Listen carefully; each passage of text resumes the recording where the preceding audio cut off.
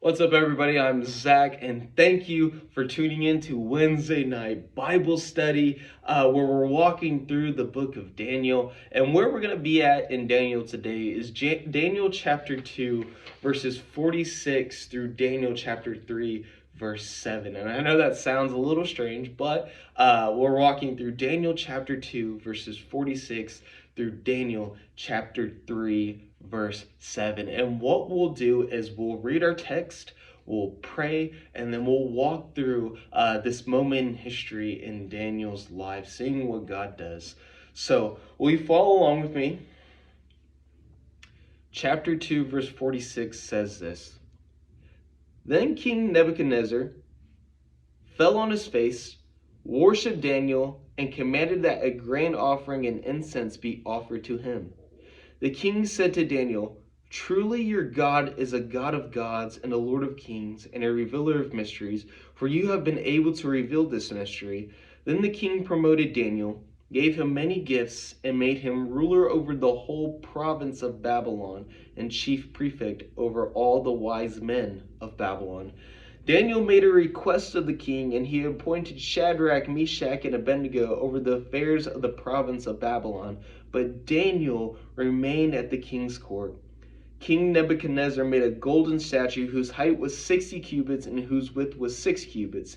He set it up on the plain of Dura in the province of Babylon. Then King Nebuchadnezzar sent for the satraps, the prefects, and the governors, the counselors, the treasurers, the justices, the magistrates, and all the officials of the province to assemble and come to the dedication of the statue that King Nebuchadnezzar had set up. So the satraps, the prefects, and the governors, the counselors, the treasurers, the justices, the magistrates, and all the officials of the province assembled for the dedication of the statue that King Nebuchadnezzar had set up. When they were standing before the statue that Nebuchadnezzar had set up, the herald proclaimed aloud, You are commanded, O peoples, nations, and languages, that when you hear the sound of the horn, pipe, lyre, trigon, harp, drum, and an entire music ensemble, you are to fall down and worship the golden statue that King Nebuchadnezzar had set up. Whoever does not fall down and worship shall immediately be thrown into a furnace of blazing fire. Therefore, as soon as all the peoples heard the sound of the horn, pipe, lyre, trigon, harp, drum, and entire music ensemble, all the peoples, nations, and languages fell down and worshiped the golden statue that King Nebuchadnezzar has set up. Will you pray with me? God, we thank you for this time we get to have. We thank you for being the God you are. You're so powerful, so mighty. So God, open our minds and our hearts, prepare our minds and our hearts to what we're going to hear from your very word, from your prophet Daniel, what this moment in history means, what you are trying to teach us through your very word. So God, we thank you. Thank you for being able to gather here under your name, God. It's by your grace that we get to do this. So we pray this in your heavenly name. Amen. Now, last week, if you weren't here last week, and you can go watch the previous video, we had walked through the recalling and interpretation of King Nebuchadnezzar's dream that Daniel kind of gives to him and what that dream was. And remember kind of the severity of the situation. All the wise men in Babylon, remember Daniel and his friends are also included as wise men. They are wise men. They have gone to school for this, probably about like a 3 to 4 year education to be wise men, to be people amongst the royal court, giving advice, being instructors in kind of the astrology and the wise ways of their kind of culture and religion. And so King Nebuchadnezzar is having this dream, this kind of dream that's keeping him up day and night. He is frightened by this dream. This dream is bothering him. And so he goes to his wise men and he asks something that's so outrageous, something that's so crazy that no human could ever do. And he asks, hey, y'all recall my dream and then interpret my dream. And who could ever do that thing? Who can recall someone else's dream? And so him and the wise men of Babylon are going back and forth and back and forth. And then King Nebuchadnezzar gets frustrated. He gets annoyed that no wise men can recall his dream, because his thought was, if they can recall this dream, then they can definitely tell me the accurate and true interpretation. Because a lot of King Nebuchadnezzar's wise men were essentially just telling him what he wanted to hear. They were just, yes, man, I'm going to tell him what he needs to hear so I can keep my job, but more importantly, my life. So King Nebuchadnezzar is fed up. And so he says, you know what? If nobody can tell me this dream, no wise man can tell me this dream, all of y'all will then be executed. All of y'all will then die. But Daniel, on the other hand, goes to God in prayer, right? Goes to God in prayer, and he's praying. Him and his friends are praying to God to reveal this dream to him, and God reveals this dream to him. And Daniel and his friends, they're humble. Daniel praises God and says, you are this great God who has revealed this thing. Only you could do this very thing. And so Daniel requests to go into the king's court. And he recalls this dream of King Nebuchadnezzar. Now, this dream was of this giant statue, and this giant statue had a lot of materials that ancient culture would have used in this time, and it was at the top of it was gold, and then it was silver, bronze, and then iron, and at the bottom it was clay and iron mixed together. If you know, clay and iron does not mix together very well, but each of those materials represented, this is the interpretation, represented a kingdom that would come after Babylon, a kingdom that would come after the Babylonian Empire. You see, you had gold at the top because Babylon had ruled at the time. King Nebuchadnezzar's kingdom was at the top. But then next you had the Medes and the Persians and silver who would rule after. Then after the Persians, you had the bronze, you had the Greeks with Alexander the Great, and then you have the iron, which was the Roman Empire, and then clay and iron, which is the Roman Empire, essentially splitting into becoming the Western Empire and the Eastern Empire, with kind of the Byzantine Empire, with their capital being Constantinople, kind of in the east. And so you have all these kingdoms coming after the Babylonian Empire. But there was something interesting about the dream, and that was that there was this giant stone, this giant rock that would come in and destroy the entire statue. Not a single trace, no greatness, nothing was left of that statue. All of the materials were essentially now dust. And that rock then grew into a hill and filled the entire earth. And what that rock represented was Christ. That rock represents Jesus. And the thing we got to understand about that dream interpretation and what it means for the future is that God's kingdom is an everlasting kingdom. God's kingdom is a eternal kingdom. There'll be no kingdom like it. And you see kind of where those kingdoms were, like the Babylonian kingdom, the Persian kingdom, the Greek kingdom, the Romans, that those kingdoms did not last. If you look back in history, those kingdoms are no more. But what God is doing through his son, through Jesus Christ, is going to build an everlasting kingdom, an eternal kingdom where there's forever peace, there's forever justice that reigns on the earth forever. And so thus, you had the dream revealed, right? You had the dream interpreted, but what happens kind of after this dream is what we're going to walk through. And so walking through our text, starting in verse 46, our text says this: Then King Nebuchadnezzar fell on his face, worshipped Daniel, and commanded that a grain offering and an incense be offered to him. The king said to Daniel, Truly your God is a God of gods and a Lord of kings and a revealer of mysteries, for you have been able to reveal this mystery. Then the king promoted Daniel, gave him many gifts, and made him ruler over the whole province of Babylon and chief prefect over all the wise men of Babylon. Daniel made a request of the king, and he appointed Shadrach, Meshach, and Abednego over the affairs of the province of Babylon. But Daniel remained at the king's court.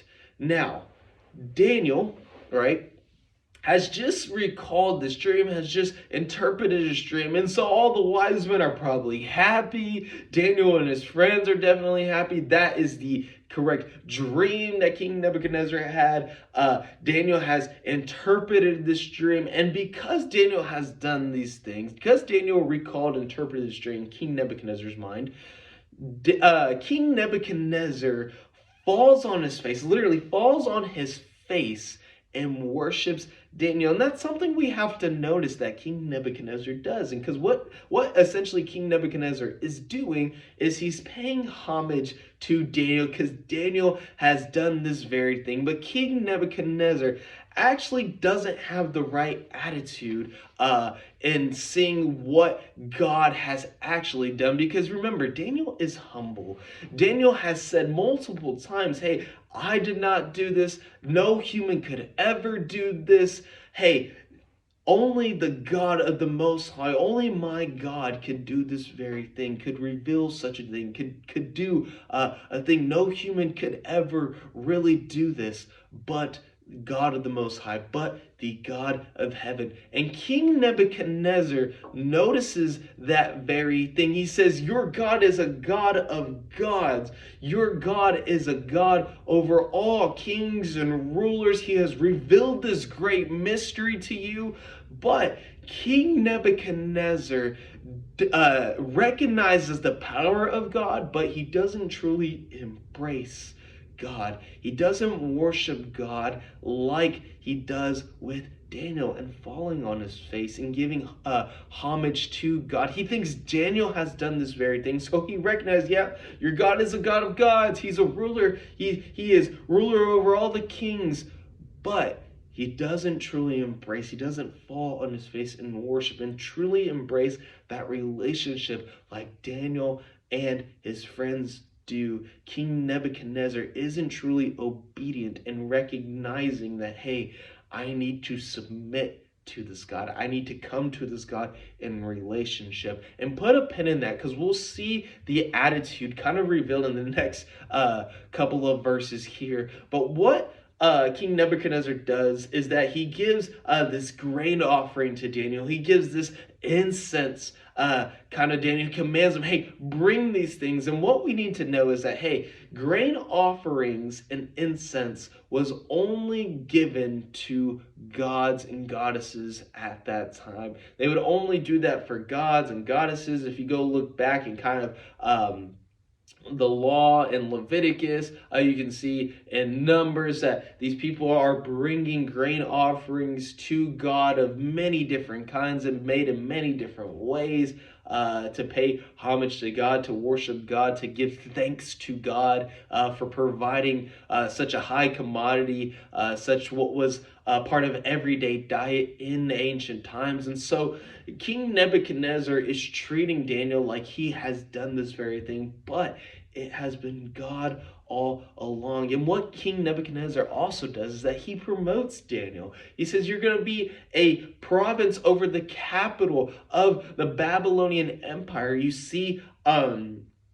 Babylon had many different provinces. Remember, this is a giant, a huge kingdom that they are reigning over. So they have governors in each kind of state, you could say. And so Daniel has been made the chief over that very area, but he has also been the chief of all the wise men. Because remember, all the wise men couldn't recall the dream, but Daniel, this Israelite, has recalled this dream and interpreted it for King Nebuchadnezzar. So that's what King Nebuchadnezzar has done for Daniel. And Daniel also puts in a request. His friends get promoted as well. So life is going very great for Daniel.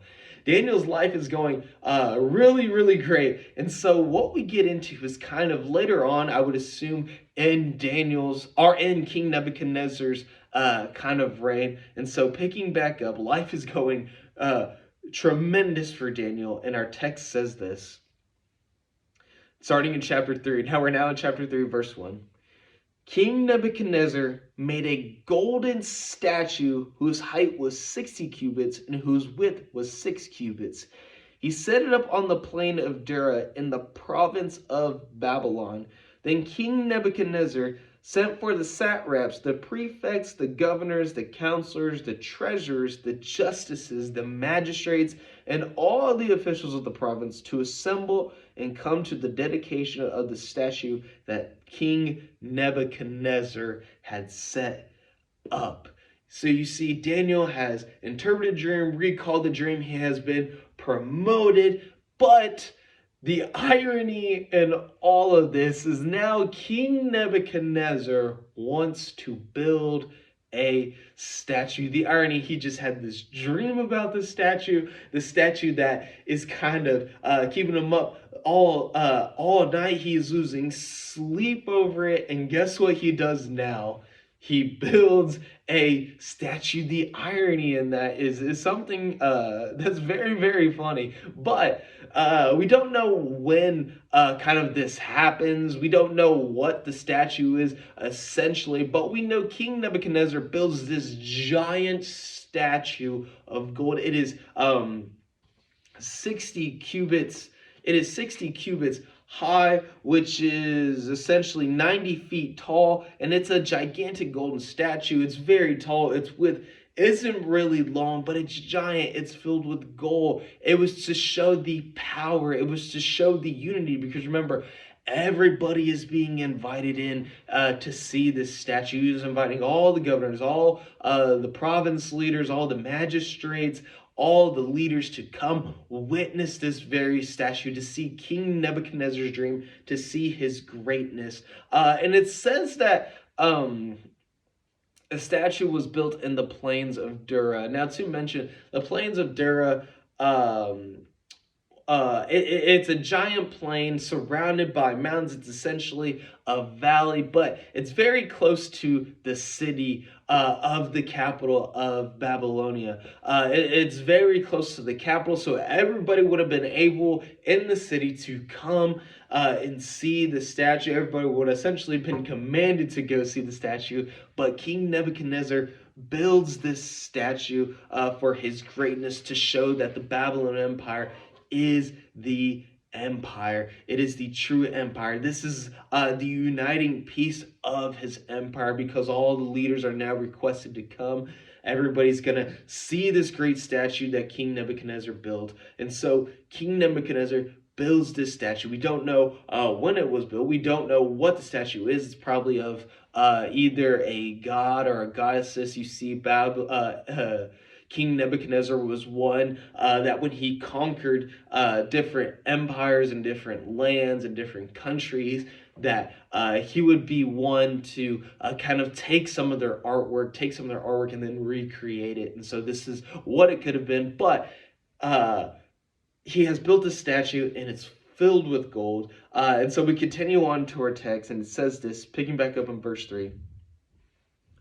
So the satraps, the prefects, and the governors, the counselors, the treasurers, the justices, the magistrates, and all the officials of the province assembled for the dedication of the statue that King Nebuchadnezzar had set up.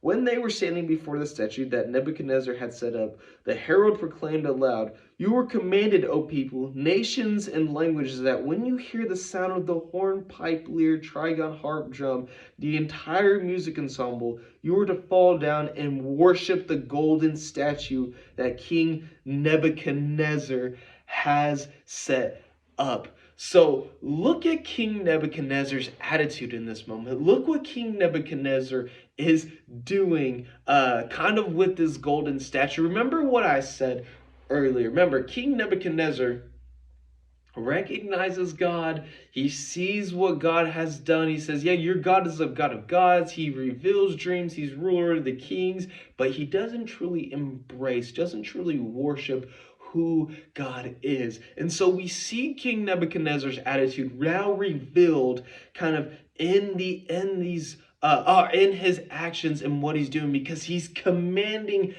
everybody to now worship this golden statue, to say King Nebuchadnezzar is the most high ruler. King Nebuchadnezzar is the ruler of all people, and that the Babylonian gods, or whatever this statue looked like, is the god and goddess of Babylon, that Babylonia is the true empire and the only empire that there is. So you see that, hey, King Nebuchadnezzar doesn't truly embrace who God is and what God has done through his prophet Daniel. And so he commands everybody by the sound of instruments. If you're wondering, there was instruments in ancient times, there definitely is. And I tell you, which is very interesting, this little side note, a lot of people, especially biblical scholars, will argue and kind of debate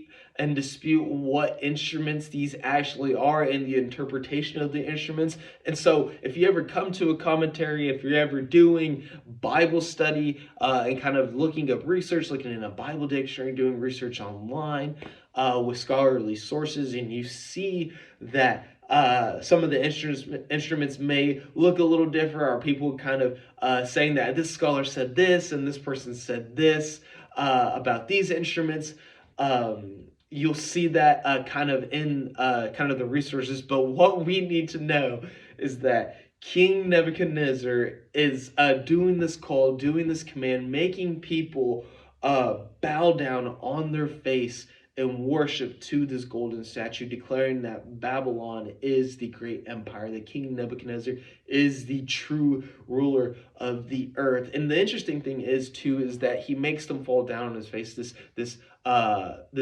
position to show that, hey, I am submitting everything to you. So they would have fell down on their face. They would have been on their knees, fell down on their face like this, and they would have pled their allegiance to the king. And so King Nebuchadnezzar, especially as this pertains to the Israelites too, especially Daniel and his friends, the exiles are kind of in this time. If you know anything about what the law says, especially what King Nebuchadnezzar is trying to do, this is a no-go. The Israelites are not supposed to worship anything but God and God alone, and yet let alone doing idolatry and worshiping something else. So the Israelites, it's commanded in their law, commanded in the Old Testament, hey, there's only one God. There's no God but God. You shall not worship any other God, not worship any other thing. Should be no images, no statues, no idolatry. So what are the Israelites going to do? I mean, you've just been conquered. King Nebuchadnezzar has literally taken everything. He has destroyed your kingdom, and now you're in exile in this land. So what do you do if you are an Israelite? Do you follow the ways of this country? Do you follow the ways of this world? Or do you go against what they are doing and stand for the truth? So the Israelites are kind of in a bind. They're kind of in a pickle in this moment. Do I risk my life? What do I do in this very moment? Am I going to worship King Nebuchadnezzar, or am I going to worship the true God, the God that has been faithful to my ancestors, the God that has revealed these things to Daniel, the God of gods, the God who's created the entire universe? What will I do? Will I worship the statue, or will I worship God? And so we continue on to the request, because then we see kind of now there's another severity. There's the consequences if you do not fall down and worship King Nebuchadnezzar's statue. So it says, whoever does not fall down and worship shall immediately be thrown into a furnace of blazing fire. Therefore, as soon as all the people heard the sound of the hornpipe, lyre, trigon, harp, drum, and entire music ensemble, all the peoples, nations, and languages fell down and worshipped the golden statue that King Nebuchadnezzar had set up. This is the consequence, right? This is the consequence if you do not worship the statue, if you do not worship King Nebuchadnezzar. So if the Israelites, if Daniel, especially his friends, if they do not worship, if they do not bow down at the sound of the instruments playing, of the music, of the whole entire ensemble, they will be thrown into a fiery furnace. They will be thrown into the fire, and they will die. They will lose their life. And so, an attitude to notice about King Nebuchadnezzar is very important for us to kind of see and what God is teaching in this very thing and what we can learn. It's this thing is that when it comes to believing in God, God does the total opposite of what King Nebuchadnezzar is doing. Because what King Nebuchadnezzar is doing is forcing people into a relationship, forcing people into worshiping their religion, worshiping him, worshiping this statue. If you don't do this, if you don't bow down, you will go into this fiery furnace. So King Nebuchadnezzar is forcing people into religion. King Nebuchadnezzar is forcing people to submit to his way, submit to what he says, to what his culture thinks is right. But God does the opposite. God is loving. God is gracious. I mean, you can think about millions of passages where we see God allow people to come into relationship with him. I mean, think of the parable of the prodigal son. God, essentially, in the moment, the father in the story is God, where God allows the younger son to leave with the inheritance, to go off into the world, but he allows the son to come back, and he embraces the son that has gone rogue, has gone prodigal. He embraces them with open arms. So we see that God is the total opposite of what King Nebuchadnezzar is doing. And King Nebuchadnezzar will learn a very important lesson as it comes into this passage. But one thing I want to point out about God, and especially worshiping God, is what Jesus says in the Gospel of John in chapter 4, verse 23. He says, "But the hour is coming, and is now here, when the true worshipers will worship the Father in spirit and in truth.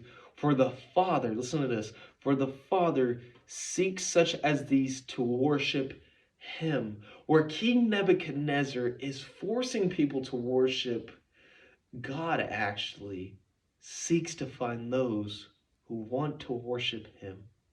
God initiates worship. God seeks and he finds those who worship in truth, who worship in spirit, who worship him in his heart. God seeks to find those, not not what King Nebuchadnezzar doing, not forcing people into worship, not forcing people into this relationship, but seeking those who actually want to be in a relationship with him, seeking the people who are crying out for him, worshiping in truth and in spirit. And that's something so incredible about God that we learn, something so incredible that Jesus teaches us moment, but what we can learn in our passage through Daniel. So we have walked through our passage today that has been the closing kind of portions of our passage. And what we'll see is kind of King Nebuchadnezzar, he's going to be challenged on worshiping this golden statue. He's going to be challenged on this thing. He's going to be challenged on his attitude. And what we see is faithfulness in God's people, showing that, hey, I truly believe that God is the true God, and seeing how they kind of handle what they're going to do and kind of being in that situation. Do I worship this golden statue, or do I worship the true God? So that kind of closes our passage day, kind of walking through that passage in Daniel. Thank you for tuning in. Thank you for listening. We have two services on Sunday, one at 9 and one at 10:30. But let us go ahead and pray, and then we can be on our way. So God, we thank you for this time that we get to have. Thank you for what we learn and walking through this passage, walking through what your prophet Daniel has to say. So God, we thank you for what you do. Thank you for your one and only son, Jesus, that the words that he say is that you seek to find the true worshipers, those who worship in truth, worship in heart, and worship in spirit. So God, we thank you for what you do. We pray this in your heavenly name. Amen. Thank you, guys.